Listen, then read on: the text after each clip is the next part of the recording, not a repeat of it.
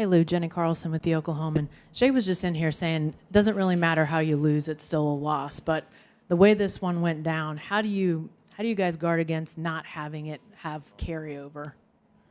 I mean, he's right. He's right. The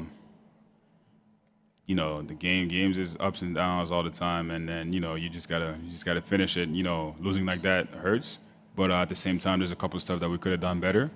And then it's a long series, so got to get back tomorrow, watch film, see the stuff that we can get better at, and then right back at it in a couple of days.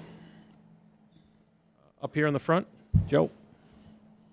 Joe Masato, the Oklahoman. Lou, was this kind of reminiscent of Denver game one for you, just a game that you controlled for the most part, game-winning shot at the end, and is that experience you can sort of draw back upon given how that series ended for you? For sure, yeah. I mean, yeah, it happened before.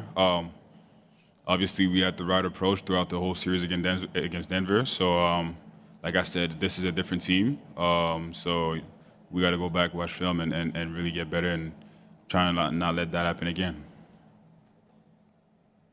Over the front row, Nick. Hey, Lou, the things that you guys have relied upon since the beginning of the build, 0-0 mentality, 48-minute game, how, I guess, maybe anticipatory are you that those are the things that are going to be tested here in the finals? Yeah, still the same mentality, honestly. Next game, we go on with a 0-0 mentality and just to go out there and trying to win the game. And, like I said, it's one game, it's a long series, so we'll be better next game. Second row, Tim, on the right. Tim McMahon, ESPN. Lou, you guys had them really in hell for the first half as far as your defensive pressure. What happened? What changed in the second half for you guys defensively? I guess they did a better job taking care of the ball. Our intensity has been the same. Like they hit a lot of tough shots. But that's just how we play. We play really hard, and we trying to turn them over. And then, I feel like they just took care of the ball. Over here on the fourth row on the left. Jerry Ramsey from the franchise. Lou, despite the loss, I mean, you shot the ball pretty well and sort of kind of kept the Thunder in offensively for a little bit there.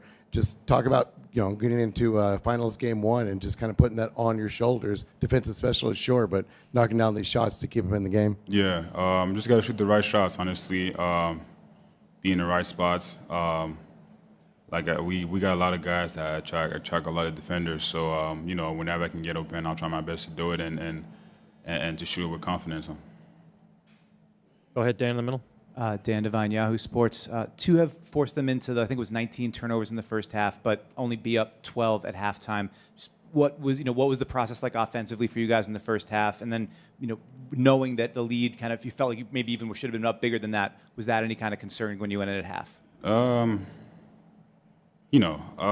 mean, some of the looks that we usually make, we miss them, I guess. We turn the ball over. They turn the ball over a lot, so we could have do a better job of converting on offense. But they're a good team. They're in this position for a reason too. So, like I said, watch film and be better next game. Last two in the third row. Alexandre Tourigny de RDS. Évidemment, c'est pas le résultat que tu voulais, mais au niveau personnel, tu étais partout sur le terrain, défensivement, à l'attaque avec 5 tirs de 3 points. Comment tu as vécu ce premier match-là pour toi en grande finale? C'était le fun. On a travaillé fort pour se rendre jusqu'ici. J'ai travaillé fort pour me rendre jusqu'ici. Alors, je vais enjoy vraiment ça avec mes teammates. Puis, c'est pas le résultat qu'on voulait, mais c'est une longue série, puis on a encore beaucoup de chance. Alors, on va garder la tête haute, puis on va continuer à s'améliorer pour le prochain match. Michael, straight ahead, last one. Lou, Mike Grange from Sportsnet. You personally, you did have the 4 steals, a couple of blocks, that big block on Naismith. Was there something you saw as you were studying this team that allowed you to be that aggressive, that successful when you did go for the ball?